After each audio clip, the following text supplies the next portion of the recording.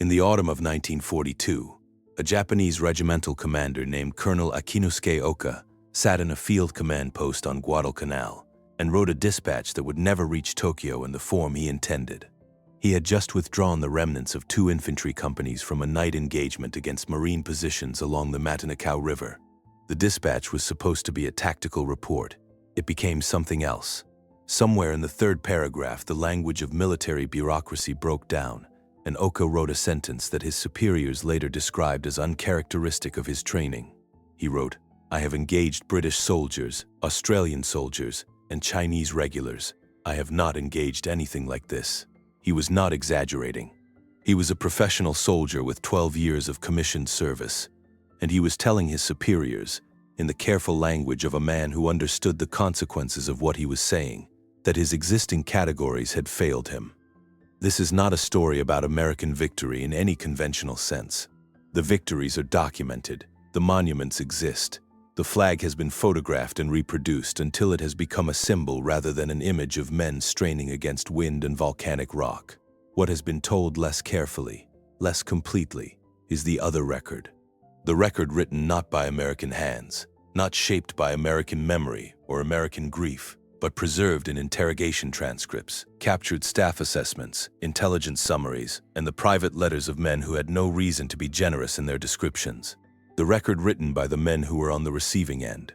What that record reveals, when you read it without the overlay of familiar narrative, is something that the mythology of Marine Corps excellence has paradoxically obscured by making it seem inevitable. It was not inevitable.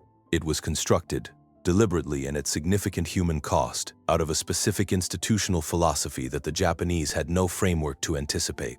To understand what the Japanese were encountering in 1942, you need to understand what they expected. The Imperial Japanese Army had been at war in a serious operational sense since 1937. Its officers had fought in Manchuria, in China, in Malaya, in the Dutch East Indies, and in Burma. They had developed, through hard experience, a taxonomy of enemy capability that was refined and in many ways accurate. The British fought with discipline but were slow to adapt. The Australians were aggressive and difficult in jungle terrain. The Dutch collapsed quickly when their institutional support structure was removed. The Chinese nationalist forces could be fierce in defense but rarely sustained offensive pressure. American forces, in the early months of 1942, had confirmed the Japanese expectation. The fall of the Philippines had not produced evidence of anything that would require the Japanese military establishment to revise its fundamental assessment of American fighting quality. The 1st Marine Division arrived off Guadalcanal in August 1942 carrying equipment that was in some cases badly outdated, rations that were inadequate, and maps that were inaccurate. They had rehearsed their amphibious landing in a bay off New Zealand. The rehearsal had gone poorly. Boats had broken down. Units had landed in the wrong positions, and the divisional commander, Major General Alexander Vandegrift, had written in his notes afterward that if the Japanese had known what they were watching from the shore, they would have felt very confident. The Japanese on Guadalcanal did feel confident. They outnumbered the Marines in the surrounding jungle. They had supply lines, however tenuous. They had been operating in tropical terrain for years, and they held a deeply considered institutional belief, confirmed by 5 years of operational success, that the Japanese infantry soldier in close-quarters combat at night was simply superior to any opponent he was likely to face in the Pacific theater. That belief did not survive contact with the 1st Marine Division. The first indication that something was wrong appeared in the interrogation reports from October 1942. Japanese prisoners, captured individually and in small groups over the preceding weeks, were telling their interrogators the same things with a consistency that Allied intelligence officers initially found suspicious. Sergeant Hiroshi Maeda, captured on October 9th near Lunga Point, told his interrogator that his unit had lost 5 men in a single night from an enemy they never saw. His exact words, translated and transcribed, read, "They were inside our perimeter before we heard anything. We did not hear them enter. We did not hear them move. We heard them only when the killing started." Maeda was not describing a special operations unit. He was describing a standard Marine infantry patrol. The interrogating officer made a note in the margin. He wrote that the prisoners seemed genuinely frightened and that this was unusual. The psychological dimension of what the Marines were doing to the Japanese was not incidental. It was cumulative. and it compounded in ways that had measurable tactical consequences. A unit that has lost men to unseen assailants in its own perimeter does not sleep the same way afterward. It does not patrol the same way. It does not attack the same way. Lieutenant Colonel Merrill Twining, the 1st Marine Division's operations officer, understood this without needing to name it as doctrine. He wrote in his post-war memoir that Marine night operations on Guadalcanal were designed not simply to achieve tactical objectives, but to impose a specific psychological burden on Japanese forces. He called it, with characteristic flatness, making them afraid of the dark. What he meant was that if Japanese soldiers spent every night not knowing whether there was a Marine in the tree line, in the ravine, behind the next banyan root, their operational effectiveness during daylight hours would degrade. He was correct. The battle on the night of October 24th through 25th, 1942, was the moment that changed the Japanese institutional assessment.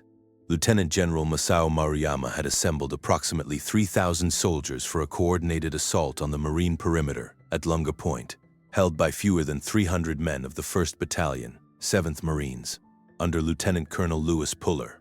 Maruyama's plan was sound. His forces had numerical superiority of roughly 10-1. They would advance through jungle terrain that negated American advantages in heavy weaponry.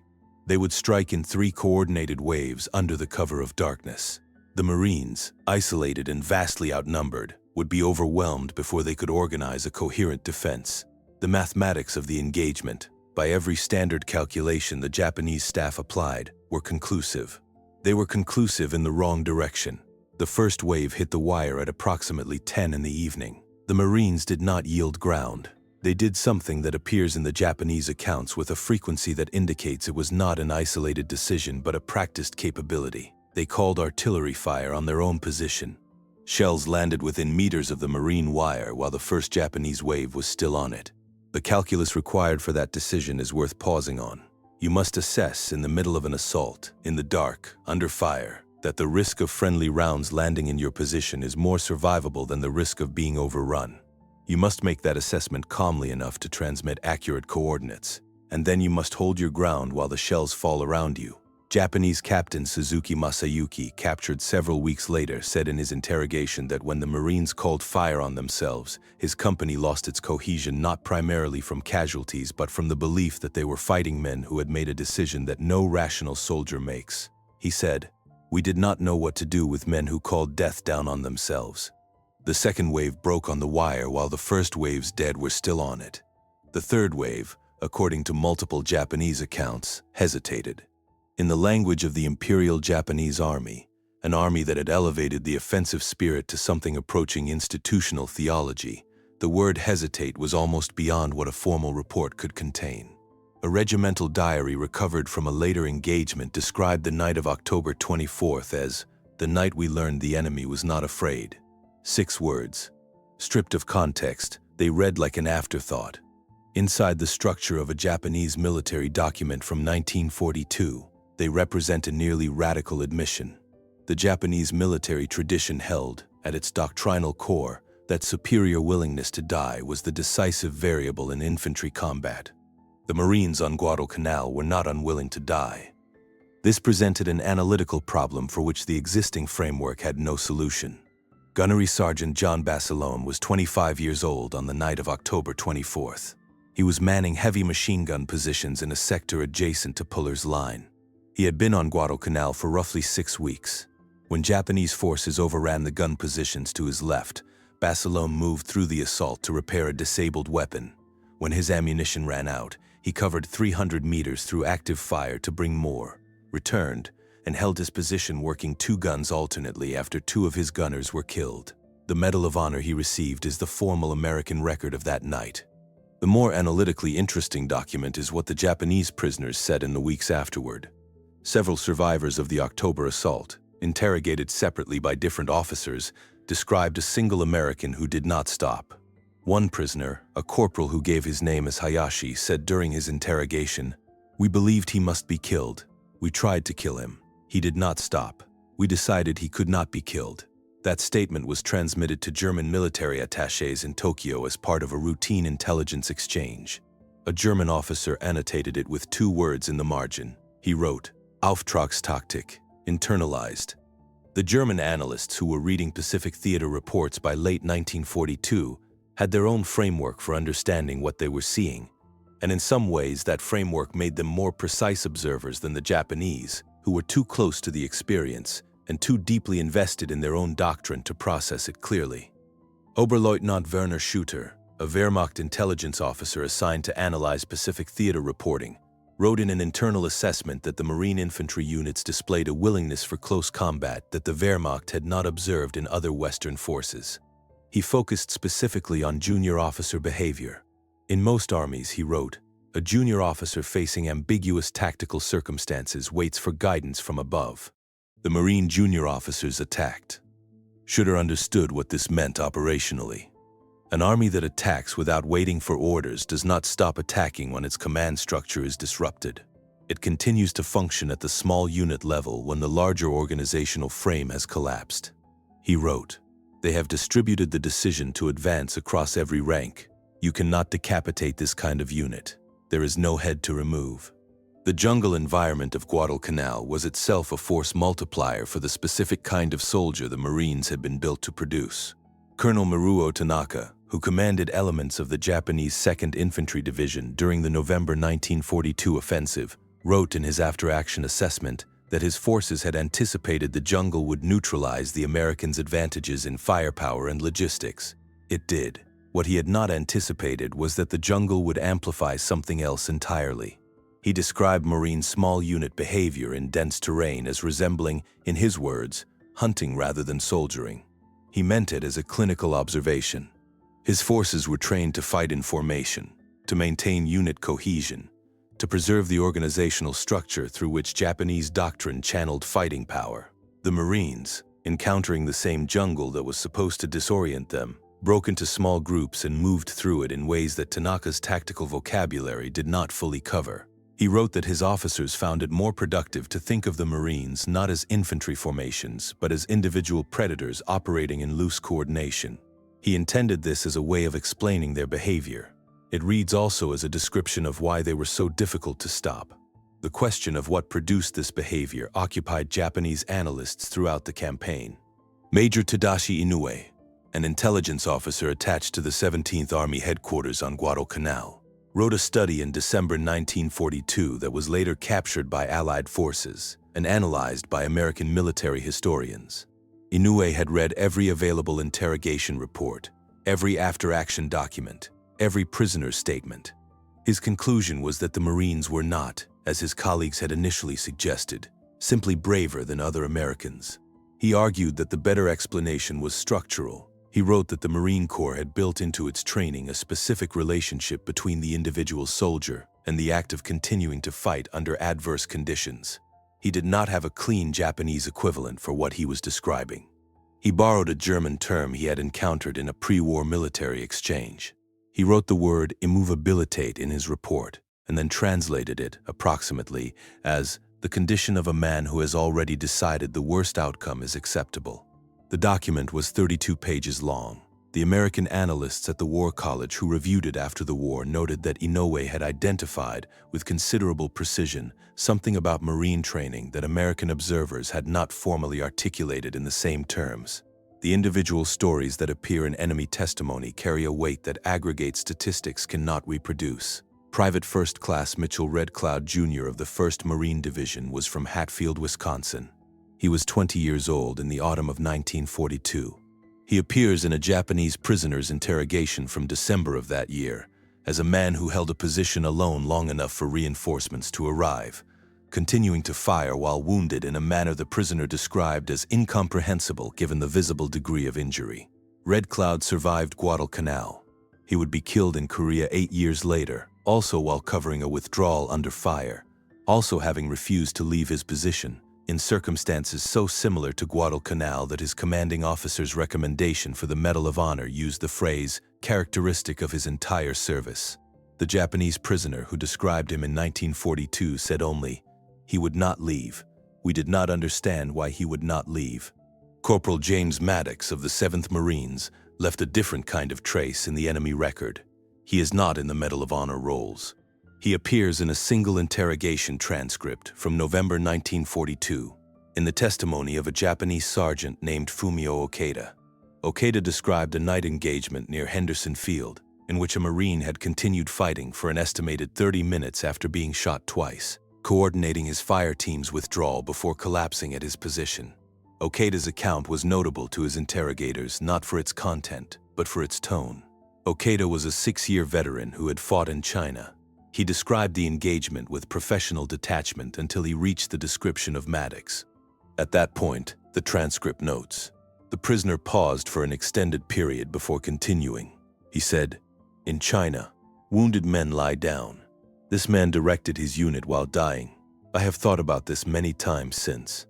The interrogating officer wrote in his summary that the prisoner appeared to be speaking from genuine bewilderment rather than from any intent to praise the enemy. The Marine Corps was, in 1942, a deliberately small institution. It did not want to be a mass army. Its planners had spent 2 decades designing a force for a specific kind of war, an amphibious assault across defended Pacific distances against fortified Japanese positions, and they had organized everything around the requirements of that single scenario. What this produced, as a secondary consequence, was an unusual relationship between institutional size and institutional culture. In a mass army, culture is diluted by scale. Standards become averages. The Marine Corps was small enough and selective enough that its culture remained, in some meaningful sense, concentrated. The men who went through Paris Island in 1940 and 1941 were not being processed through a system designed to produce adequate soldiers at volume.